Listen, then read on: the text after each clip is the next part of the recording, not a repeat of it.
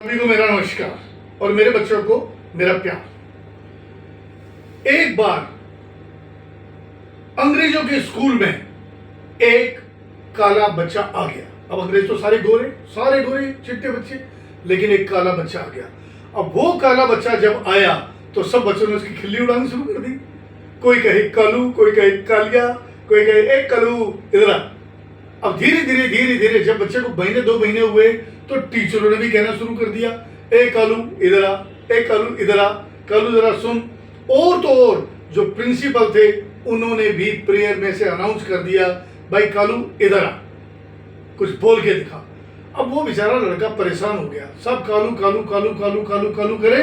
अब वो लड़का बहुत परेशान हो गया। अब वो क्या करे, वो दुखी रहता था, किसी से बात नहीं करता था, उसका कोई दोस्त नहीं था। एक बार जब इंटरवल हुआ, यानी कि रिसेस पीरियड हुआ, रिसेस में गेट खुला, चाट पकौड़ी वाले सब आते थे, तो वहां पे एक गुब्बारे वाला भी आया। अब गुब्बारे वाले के पास सभी बच्चों की लाइन लग गई, सभी बच्चे हमें दो गुब्बारे, हमें दो। अब ये जो बेचारा कालू था ये कोने में खड़ा देख रहा था कि भाई ये क्या हो रहा है। अब सब बच्चे कोई नीला गुब्बारा ले हवा में उड़ा दे, पीला गुब्बारा ले हवा में उड़ा दे, पिंक ले हवा में उड़ा दे, ऑरेंज कलर का ले हवा में उड़ा दे, ग्रीन कलर का ले हवा में उड़ा दे। सारा आसमान गुब्बारों से भर गया। और ये कालू जो था देख देख के गुब्बारों को बड़ा खुश है। रंग बिरंगे हर कलर के गुब्बारे आसमान में उड़ रहे थे, लेकिन अंदर से फिर उदास हो गया, फिर चुप हो गया। अब जब रिसेस खत्म होने की बेल लग गई, सब बच्चे तो अंदर पहुंच गए स्कूल में, लेकिन ये अंदर नहीं पहुंचा। ये धीरे से गुब्बारे वाले के पास गया, हौले और जाके कहता है, अंकल मुझे आपसे एक बात पूछनी है। कि बोलो बेटा। कि अंकल जैसे ये सारे रंग बिरंगे गुब्बारे हवा में उड़ रहे हैं, तो ये जो गुब्बारे उड़ रहे हैं, जैसे सारे रंग बिरंगे उड़ रहे हैं, क्या एक काला गुब्बारा भी आसमान में उड़ सकता है? कि बेटा तुम ये बात क्यों पूछ रहे हो? कि अंकल मैं खुद भी काला हूँ, सब मुझे कालू कालू कालू कालू करते हैं, प्रिंसिपल भी कहते हैं, सर भी बोलते हैं, सब कालू कालू करके बोलते हैं।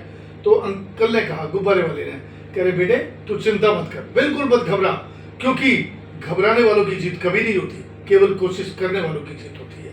और रही बात रंग की, तो बेटा ये काला गुब्बारा देख, मैं तेरे सामने इसमें गैस भरता हूँ, गैस भरी और वो गुब्बारा भी आसमान में उड़ गया। अब ये कालू तो जोर से उछलता, अरे वाह अंकल ये काला गुब्बारा भी उड़ गया।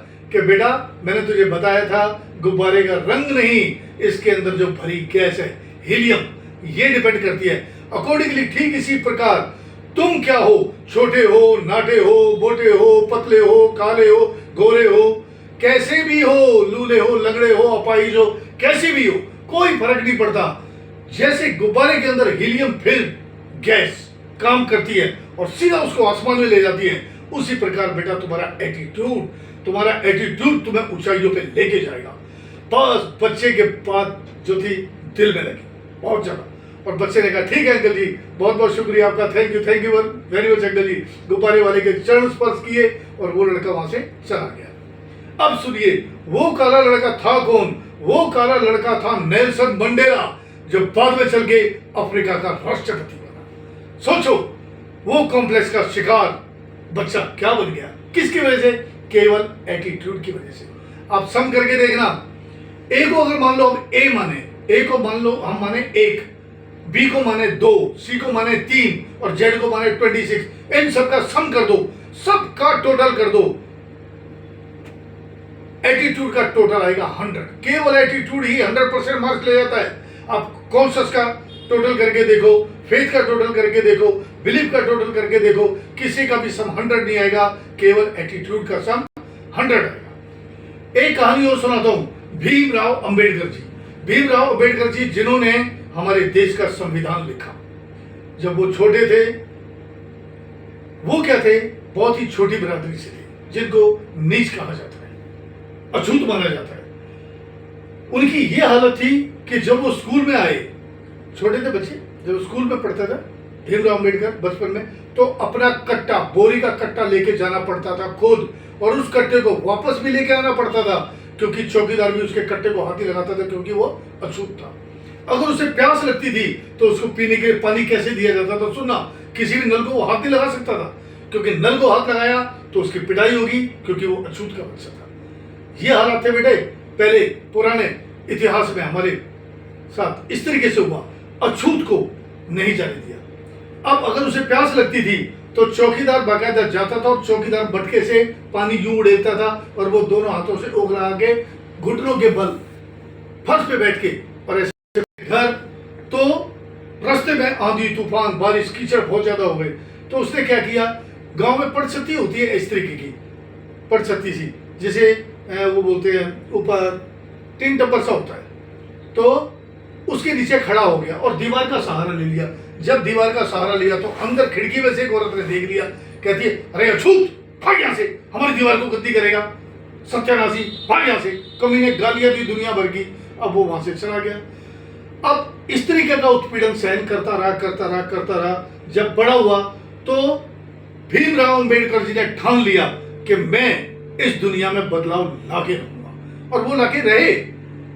आप जानते हो देश आजाद होने के बाद पहले कानून मंत्री बने थे भारत सरकार के अंदर भीमराव अंबेडकर जी, और उन्होंने संविधान लिखा और उन्होंने मतलब एक जनाग्रह आंदोलन भी चलाया कि दलितों के खिलाफ न जाया जाए। और अंत में उन्होंने क्या किया कि बौद्ध धर्म को अपनाया, और बौद्ध धर्म कहते मैं हिंदू भले ही रहा हूं लेकिन मैं बौद्ध धर्म अपनाऊंगा, और उन्होंने अपनाया भी। और उन्होंने न केवल खुद अपनाया बल्कि 50,000 लोगों को अपने साथ। इसे हम रूपांतरण नहीं कहेंगे। देखिए ऐसा है, धर्म तो आप चाहे कोई भी अपनाओ लेकिन वो धर्म मानवता से जुड़ा हो। अगर मानवता ही नहीं है तो भला ये कैसा धर्म। तो मेरा आप लोगों को, सबको, बच्चों को, बड़ों को, सबको एक ही मैसेज है कि कभी भी जिंदगी में हिम्मत मत हारो। जो बनना है वो हम बन के रहेंगे, चाहे हम अमीर हैं, चाहे हम गरीब हैं, चाहे मध्यम वर्ग से संबंधित हैं, चाहे कद में छोटे हैं, नाटे हैं, काले हैं, सफेद हैं, खूबसूरत है, बदसूरत है, जैसे भी हैं। ये सब चीजें बिल्कुल मायने नहीं रखती। मायने रखता है आपका एटीट्यूड। डिटरमिन्ड हो जाओ। If you are determined, you are discipline, you are dedicated and you are having a burning desire to do something, definitely you would be able to do it. कर जाओगे। तो आज के लिए इतना ही काफी। धन्यवाद। Thank you very much.